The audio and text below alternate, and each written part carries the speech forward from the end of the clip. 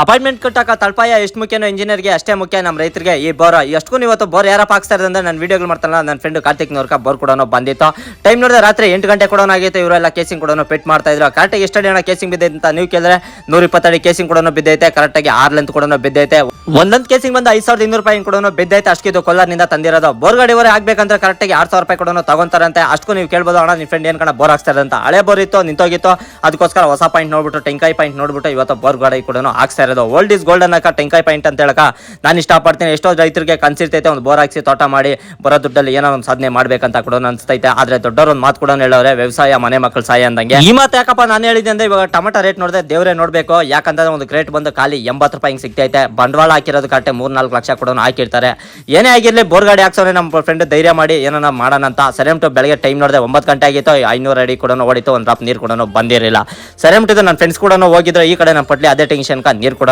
ಆಗ್ತಾ ಇದ್ನು ಬೆಳಗ್ಗೆನೆ ಗ್ಲಾಸ್ ಕೆಳಗೆ ಈ ಕಡೆ ತಿರುಗಿ ನೋಡೋ ಫಸ್ಟ್ ನೀರು ಕೂಡ ಸಿಕ್ತು 850 ಅಡಿಕ ಒಳ್ಳೆ ನೀರು ಕೂಡ ಸಿಕ್ತು ಅಷ್ಟೇ ಎಷ್ಟಾಯ್ತಣ್ಣ ಬೋರ್ ಗಾಡಿಗೆಲ್ಲ ಲಾಸ್ಟ್ ಅಂತಂದ್ರೆ 1,07,000 ಕೂಡ ಆಗೈತೆ ಸರಿಯಂ ಅದೇ ಖುಷಿಗ ನನ್ನ ಫ್ರೆಂಡ್ ಪಾರ್ಟಿ ಕೇಳಿದ್ರೆ ನಮ್ಮ ಮಿಲ್ಕಿ ಬಾಯ್ ಮುರಳಿ ಕೂಡ ಬಂದಿದ್ದ ಬೇರ್ಕಿಂದ ಸರಿಯಂ ಅವ್ನು ಬಂದಿದ್ದ ಖುಷಿಗೋಸ್ಕರ ನಾವು ನೀರು ಸಿಕ್ಕಿರೋ ಖುಷಿಗೋಸ್ಕರ ಕಟ್ಟಿಗೆ 3 kg ಮಟನ್ ಕೂಡ ತರಿಸಿದ್ನು ನನ್ನ ಫ್ರೆಂಡ್ ಸರಿಯಂ ಇವತ್ತು ಕುಕ್ ಮಾಡಿದ ಯಾರಪ್ಪ ಅಂದ್ರೆ ನಮ್ಮ ಮಿಲ್ಕಿ ಬಾಯ್ ಮುರಳಿನೇ ನಾನು ಸೂಪರ್ ಆಗಿ ಮಾಡ್ತೀನಿ ಅಂತ ಹೇಳಿದ್ನು ಅದಕ್ಕೋಸ್ಕರ ಅವನಿಗೆ ಕೊಟ್ಟಿದ್ರೆ ಸರಿಯಂ ಅವನು ಟೇಸ್ಟ್ ಎಲ್ಲ ಮಾಡಿದ್ರೆ ಟೇಸ್ಟ್ ಮಾತ್ರ ನೆಕ್ಸ್ಟ್ ಲೆವೆಲ್ ಆಗಿತ್ತು ಇದನ್ನೆಲ್ಲ ಮುಗಿಸ್ಕೊಂಡು ಮನೆಗೆ ಬರೋಕೆ ಟೈಮ್ ನೋಡಿದ್ರೆ ರಾತ್ರಿ 7 ಗಂಟೆ ಆಗಿತ್ತು ಇವತ್ತು ಕತೆ ಇಷ್ಟು ನಾಳೆ ಸಿಗ್ತೀನಿ ಫ್ರೆಂಡ್ಸ್.